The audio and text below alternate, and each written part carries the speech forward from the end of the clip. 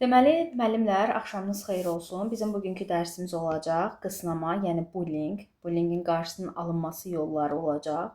Sual verə bilərsiniz ki, bullying nədir? Bullying ümumiyyətlə, əslində bu mövzu barədə çox geniş danışmaq olar. Məktəbdə biz danışırıqsa, şagirdlərin bir-birlərinə qarşı olan qısnama şəklinə biz bullying deyirik.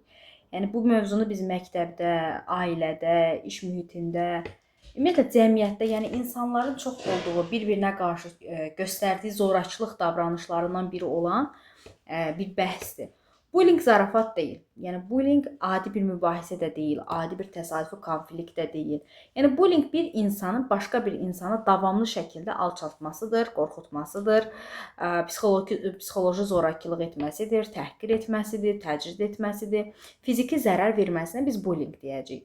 Mövzunun əsas məqsədi bundan ibarətdir ki, yəni bugünkü mövzumuzun məqsədi ondan ibarətdir ki, bullyingin nə olduğunu anlamaq, yəni ona hansı formalarda baş verdiyini öyrənmək, eyni zamanda bullyingin insan həyatına təsirini başa düşmək, bullyingin qarşısını almağı öyrənmək, məktəbdə təhsil zamanı məsələn təhlükəsiz psixoloji sosial mühit yaratmağın vacibliyini anlamaq. Yəni bu mövzu xüsusilə də şagirdlər, müəllimlər, valideynlər üçün çox vacib bir mövzular sırasındadır ki, burada bir çox hallarda bullying gizli şəkildə baş verir və gizli şəkildə baş verdiyinə görə uzun müddət hiss olunmur. Nəticədə isə uşağın psixologiyası pozulur. Təhsili, sosial həyatı, hətta gələcəkdə ciddi zərər görə bilir. Biz başlanğıcda, dərsin ilk başlanğıcında şagird olan Rebecca Sedgwick hadisəsi haqqında danışacağıq, hansı ki bu hissədə ən baş hissədə qeyd olunubdur. Yəni ilk bullying bunun üzərində baş veribdi. Hadisə 12 yaşlı olan Rebecca Ann Sedgwickin başına gəlib bu hadisə. ABŞ-da baş vermişdi bu hadisə.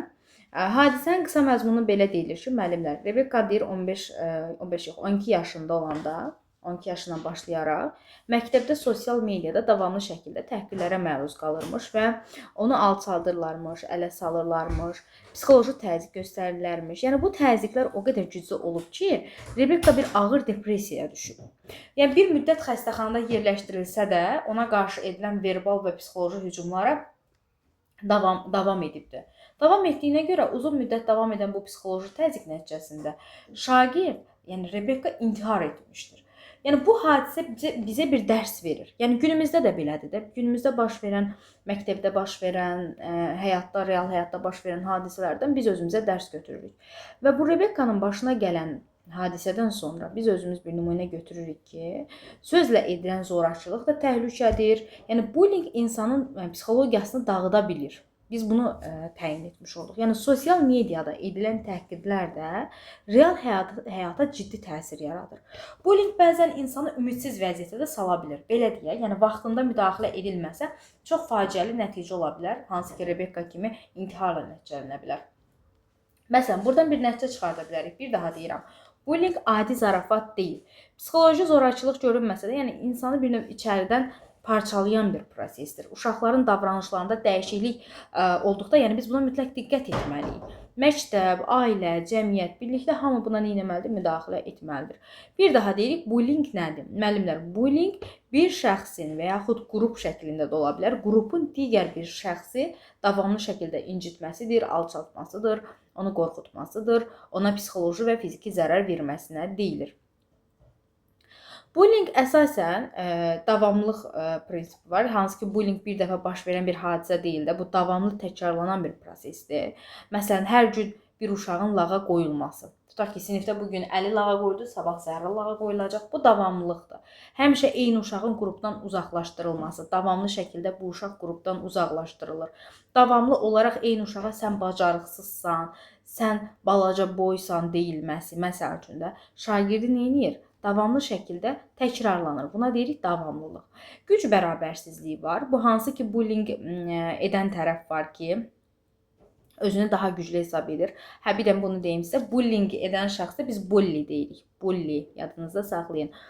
Bullying edən tərəf var ki, özünü güclü hesab edir və Bu güc fiziki güc, sosial status və yaxud maddi imkanına görə, populyarlığına görə, yaş fərqinə görə üstün ola bilər. Bax, nümunə ilə deyirəm ki, sizin yadınızda qalsın. Bir sinifdə çox məşhur olan şagird, tutaq ki, utancaq bir uşağı hər gün ələ salır. Burada bir sosial güc fərqi var, düzdürmü?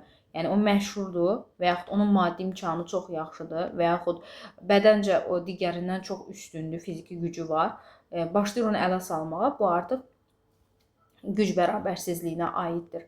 Zərər vermək məqsədi ilə bullying var. Ümumiyyətlə bullying edən şəxs qarşı tərəfi incitdiyini bilir.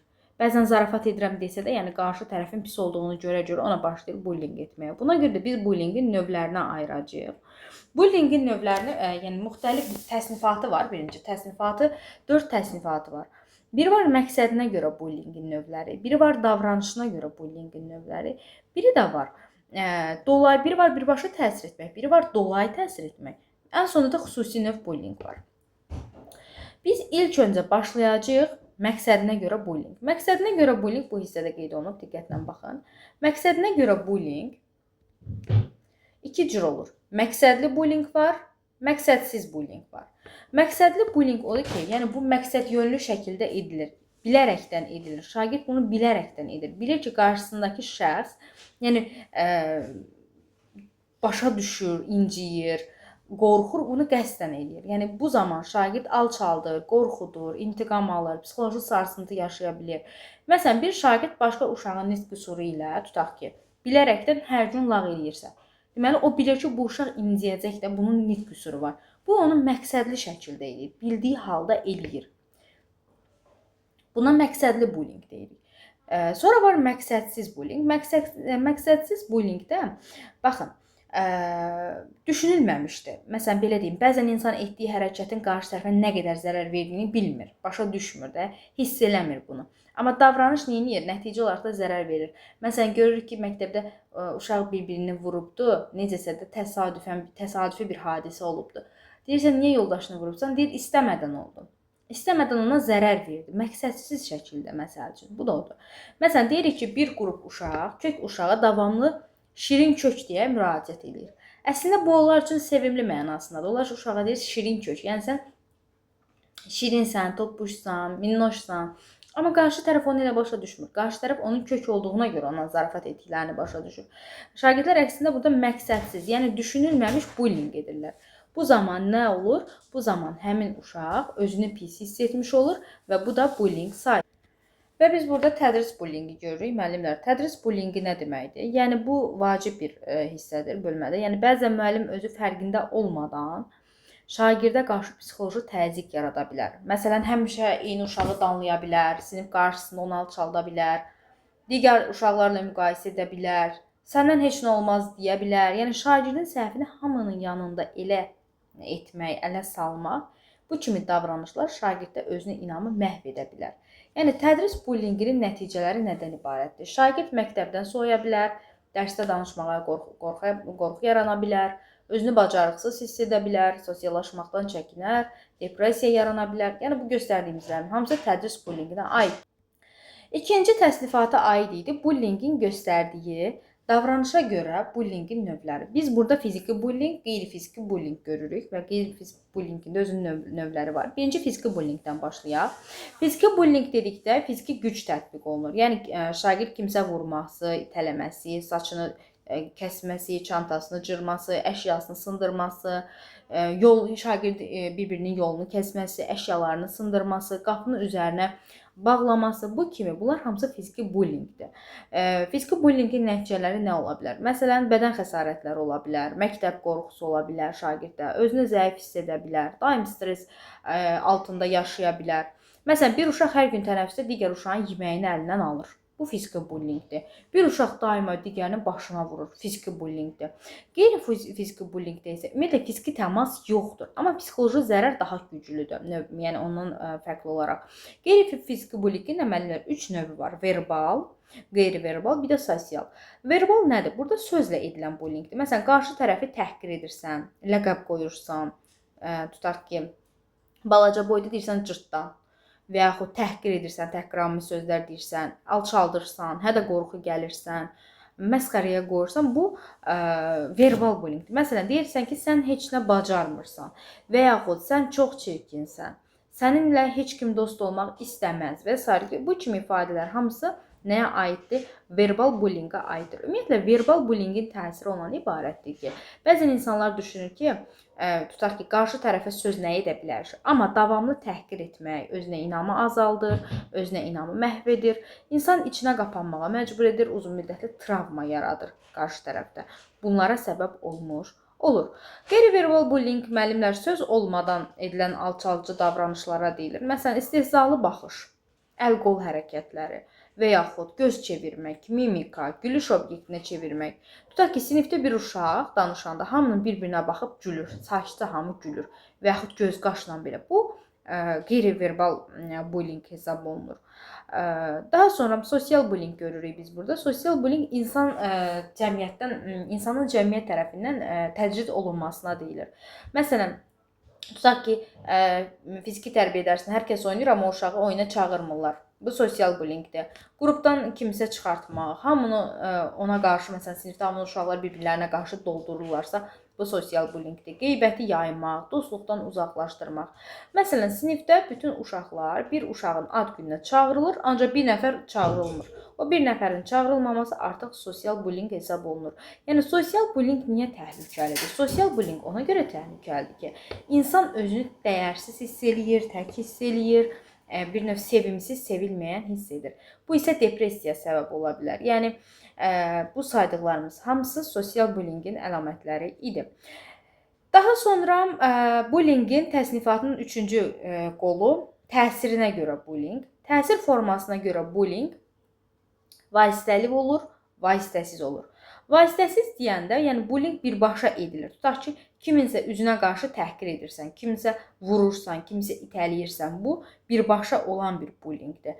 Bir də var vasitəli, yəni sən bunu özün etmirsən. Bu bullyingi sən dolayı yolla qarşı tərəfə etdirirsən. Məsələn, başqasını doldurursan ona qarşı, qeybəti yayırsan, saxta məlumatı paylaşırsan, sosial mediada gizli təhqirlər yazırsan. Bunlar hamısı vasitəli bullyingə aiddir. Məsələn, deyirəm ki, bir şagird digərinin haqqında sinifdə yalan məlumat yayır. Nəticədə hamı uşaqdan, yəni o şagirddən uzaqlaşır.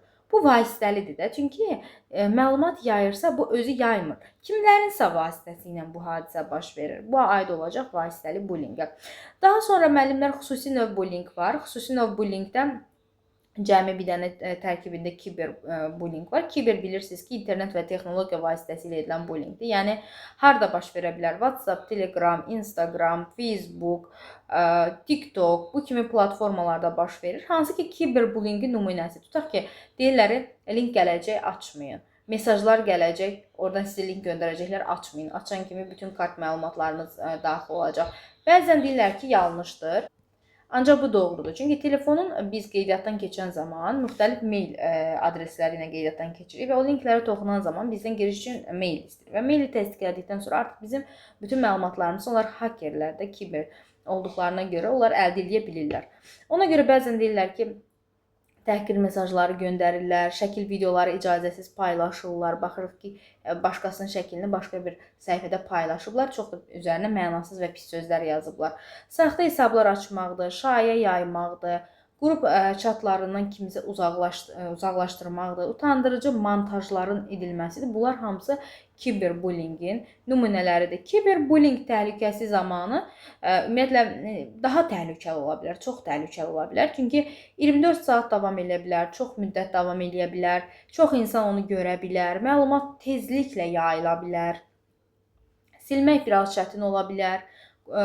Belə deyim də, bunlar hamısı nədir? Bunlar hamısı kiberbullyingdir. Məsələn, deyirəm, məktəbdə edilən təhqir məktəbdən sonra bitə bilər. Və yaxud, amma internetdə paylaşılmış video gecə də olsa, gündüz də olsa insan onu evdə izləyə bilir. Məsələn, şagird bir-birini sinifdə təhqir edirsə, bu təbii ki, elə sinifdə qalacaq, bir də sabah gələndə onlar arasında yenidən davam edə bilər. Amma hər hansı bir internet üzərindən paylaşılmış video, məsəl üçün, kiminsə məlumatı paylaşılıbsa, bu tez bir zamanda həm yayılacaq, həm insanlar tərəfindən izləniləcək. Ümumiyyətlə, bullying, belə deyim də, qurban tələb edir. Yəni, qurbanlar üzərində təsirləri odur ki, yəni bullying təsiri çox ağırdır. Yəni psixoloji təsirlər edə bilər. Depressiya, qorxu, stress, özünə inam itkisi, tənhalıq, narahatlıq, panik atak. Təhsil tərəfindən baxanda biz onu görərik ki, dərsə maraq azalacaq. Şagirdin dərsə maraq azalacaq. Maraq azaldısa oxumayacaq, oxumayacaqsa da qiyməti düşəcək. Daha sonra məktəbə getmək istəməyəcək. Çünki o məktəbdə artıq bullyingə məruz qalır deyə istəməyəcək. Sinif yoldaşlarını sevmədiyi üçün getmək istəməyəcək. Diqqət problemləri yaranacaq. Sosial təsir ondan ibarət olacaq ki, şagird dostlarından uzaqlaşacaq. Daha sonra insanlara güvənməkdə çətinlik çəkəcək. Ünsiyyət qurmaqdan qaçacaq. Fiziki təsirlər ondan ibarət ki, yorğunluq ola bilər, baş ağrısı ola bilər, yuxusuzluq, iştahsızlıq və s. Ümumiyyətlə bullying edən şəxsin xüsusiyyəti biz yenə deyirəm, ona biz bully deyirik. Bullying edən şəxsə bully deyirik və hər bullying edən şəxsin xarakteristikası eyni olmur.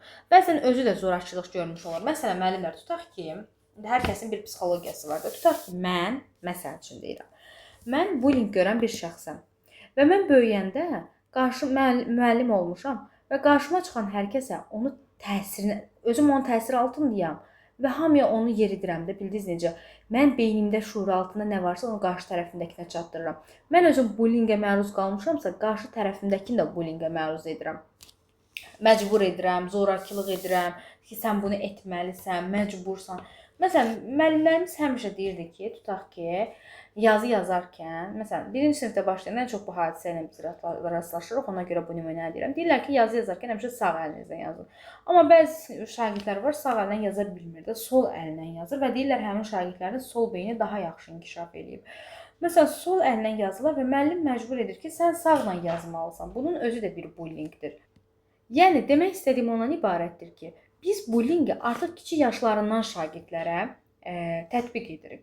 Əslində hal-hazırda bu sərbəstdir. İstəsəm sağ əllə yazaram, istəsəm sol əllə yazaram. Yəni şagirdə hansı əl daha uyğundursa ondan yaza bilər və müəyyən bir yaş dövründən sonra artıq özü dəyişmək istəyəcək, sağla yazmaq istəyəcək və biz bunun şahidi olmuşuq. Yəni özü zorakılıq görmüş şəxs neyir? Diqqət istəyir, düzdürmü? Emosiyalarını idarə edə bilmir, empatiyası zəif olur, amma o onun davranışına haqq qazandırmır həm də. Həm özüm bullying görmüş şəxsəm, həm də o görülən şeyə haqq qazandırmıram. Eyni zamanda qarşıdakına da bullying edirəm. Deməli, bullyingə məruz qalan uşağın davranışları müəllimlə valideyn buna diqqət etməlidir. Yəni müəllim bullyingin biz indi hal-hazırda müəyyən edilməsi hissəsində danışacaq. Müəllim və valideynlər buna diqqət etməlidir. Şagirdin içinə qapandığını görəcəklər, sakitləşdirmək üçün müxtəlif tədbirlər görə bilərlər. Görəcəklər şagird məktəbə getmək istəmir, tez ağlayır, telefonu gizlədir, qiymətləri aşağı düşür, dostlarından uzaqlaşır, tez qorxur. Bu bullyingdir. Yəni bullyingin müəyyən edilməsi yolları da təhlükəsizlik mühitin yaradılmasıdır. Yəni uşaq bilməlidir ki, onu dinləyəcək, qarşı tərəf onu dinləyəcək, onu günahlandırmayacaq, onu qoruyacaq. Əgər uşaq danışmağa qorxursa, o problem daha gizli qalacaq və gizli qalan problemlər daha da böyük problemlərə yol açacaq. Əgər uşaq danışmağa qorxursa, problem gizli qalacaq. Yəni, məktəb heyətində əməkdaşlığı lazımdır. Şagird üzərində müəllimin, direktorun, psixoloqun, valideynin, yəni bunlar hamısı birlikdə işləməlidirlər. Yəni, bullying təkcə bir müəllimin problemi deyil. Eyni zamanda burada yenə deyirəm, valideyndir, direktordur, psixoloqdur, bunların da əməkdaşlığı vacibdir. Şagirdin ümumiyyətlə davranışı, münasibəti, emosiyaların vəziyyəti mütəmadi olaraq izlənməlidir. Valideyn dinləməlidir. Valideyn uşağı dinləməlidir, onu günahlandırmamalıdır, məktəblə əlaqədə olmalıdır. Yəni, yanlış valideyn reaksiyası deyəcək ki, fikir vermə, özün həll et, zəif olma və yaxud daha da şagirdin üzərinə gedə bilər. Yəni, bu sözlər uşağın vəziyyətini daha da ağırlaşdıra bilər. Kim nə deyir? Sən fikir vermə. Niyə? Özün həll et. Özü həll edə bilsə sənə niyə desin? Zəif olma. Zaten zəifdir ki, bacara bilmir ki, sənə deyir. Yəni, bu kimi sözlər uşağın vəziyyətini daha da ağırlaşdıra bilər. Esse yazdırmaq var. Esse yazdırmaq şagirdlər ümumiyyətlə bullying haqqında fikirlərini yazanda müəllim bəzi gizli problemləri anlaya bilir. Hansı ki, o essedə şagird bir növ neyinir? İpucu vermiş olur və müəllim onun nəticəsində onu anlaya bilir. Anonim sorğu var. Anonim sorğu zamanı bəzi uşaqlar ümumiyyətlə açıq danışmağa qorxur və anonim anketlər vasitəsilə məktəbdə bullying halları aşkar oluna bilir. Adi məsələn məktəblərdə biz bəzən edirik, anonim vərəqlər məsələn veririk ki, hansı müəllim sizə qarşı daha yaxşı rəftar edir, hansı yaxşı dərs keçirir. Şagirdlər əslində Orada anonimdir də, heç kim bilinmir ki, məsələn bunu hansı şagird yazıb. Yəni adsız şəkildə sorğular keçiririk. Bullyingin qarşısını almaq. Bullyingin qarşısını almaq yolları var. Yəni empatiya öyrətmək. Yəni empatiya nədir? Özünə qarşı tərəfin yerinə qoymaq demək. Çünki mən özümü onun yerinə qoyuram. Yəni əgər uşaqlar başqasının hissini anlasa bullying azalacaq ki. Məsələn, mən tutaq ki, qarşımdakını davamlı şəkildə bullying edirəm. Mən bilsəm ki, o nə hiss keçirdir, mən artıq o bullyingi etməyəcəm. Ona görə empatiyanı öyrətməklə bullyingin qarşısını almaq olar. Məktəbdə qaydalar yaratmaqla, məktəbdə açıq şəkildə bildirilməlidir ki, şagirdlər arasında təhqir olmaz, zorakılıq olmaz, sosial təcrid olmaz. Yəni şagirdə də aiddir, müəllimə də aid, fərqi yoxdur. Bu kimi qaydalar əvvəlcədən bildirilməlidir. Müəllimin davranışında, yəni müəllim özü ümumiyyətlə şagirdlər arasında ayrı-seçkilik etməməlidir. Şagirdi alçaltmamalıdır. Hörmət nümunəsi göstərməlidir. Yeni bir qaydamız da tətbiq olundu. 200 manat, bilirsiniz yəqin ki. Yəni şagirdin bir növ elədir də təhqir, əl qaldırmaq, yəni bu kimi məsələlərlə bağlı. Psixoloji dəstək göstərmək lazımdır. Bullyingə məruz qalan şagird ümumiyyətlə uşaqlara psixoloji dəstək verilməlidir. Bu da məktəbin psixoloqu və sinif müəllimi tərəfindən aparılmağı məqsədə uyğundur. Şagirdlərə öyrədilməlidir ki, bir də şəxsi məlumatı paylaşmaq olmaz. Tanımadığı insanlara cavab vermək olmaz. Təhqir mesajları yazmaq olmaz. Kimisə ekran görüntüsünü saxlamaq heç tədbirə layiq hal deyil. Olmaz. Müəllim üçün əsas məqam ondan ibarətdir ki, yəni əgər sən bu mövzunu müəllimlərə, belə deyim də, müəllim olaraq şagirdlərə qaydaları izah edirsənsə ki, ay uşaqlar, bu bullying belə etmək olmaz, elə etmək olmaz.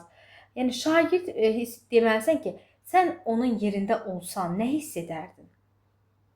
Özünü necə hiss edərdin? Hamı sənə desəydi ki, tutaq ki, nitq qüsuruma, sən danışa bilmirsən, davamlı şəkildə danışa bilmirsən deyib gülərdim sənə baxıb. Sən nə hiss edərdin? Yəni özünü onun yerinə qoy bir növ. Yəni şagird birdən-birə sakitləşirsə, qrup işindən qaçırsa, görürsünüz ki, sosiallaşmaqdan qaçır, məktəbə gəlmək istəmir, tənəffüsdə bir kənarda tək qalır, həmişə narahat görünür. Bilin ki, bu şagird bullyingə məruz qalır. Bu zaman nə etməliyik biz müəllim olaraq? Şagirdlə danışmalıyıq, şagirdi dinləməliyik, məxfiliyini qoruyacağımıza söz verməliyik, valideyni ilə əlaqə saxlamalıyıq və onu psixoloqa yönləndirməliyik ki, mövcud problemi həll edə bilək. Məsələn, mən şagirdə desəm ki, özün həll et, artıq böyük, tutaq ki, şagird 8-ci sinifdə oxuyur, amma bullyingə məruz qalır. Deyərəm ki, yekə uşaqsan, sən özün həll etməlisən, bu nədir axı, başlayaram onu günahlandırmağa, hamının yanında başlayaram sinifin içərisində müzakirə etməyə, hətta bullying edən şəxs bullini başlayaram müdafiə etməyə. Bu doğru deyil. Bu əksinə şagirdə daha da uçuruma aparacaq. Real həyatdan gələn nümunə deyək. Tutaq ki, deyirik ki, bir şagird kənddən şəhərə köçür. Danışıq tərzi biraz fərqli olduğuna görə sinif yoldaşları ona gülür. Başlanğıcda əslində uşaqlar ona zarafat edirlər, amma sonradan həmin uşaq danışmağa artıq utanır. Tutaq ki, şagird köçübdür Qazax Ağstafa bölgəsindən, məsələn, oranın ləhcəsi daha çox. Məsələn, və yaxud Gəncə bölgəsindən, hər bölgəmizin özünün ləhcəsi var və yaxud Lənkərandan fərqi yoxdur. Şəhərə köçüb deyə onun ləhcəsi bilinir və şagirdlər ona gülürsə, deməli bu nədir? Bu verbal bullyingdir. Və yaxud deyirəm ki, bir qız şagird eynək taxdığı üçün ona nənə deyirlər. Sən nənəsən, qocalıbsan, eynək taxsan. Qız artıq neyniyir? Sinifdə cavab verməyə utanır. Başını qaldırmır ümumiyyətlə. Özünü çirkin hesab edir. Eynək taxdığına görə özündən utanmağa başlayır. Bu həm verbal bullyingdir, həm sosial bullying hesab olunacaq. Və yaxud deyirəm ki, bir uşağın videosunu gizlincə çəkib TikTokda paylaşırlar.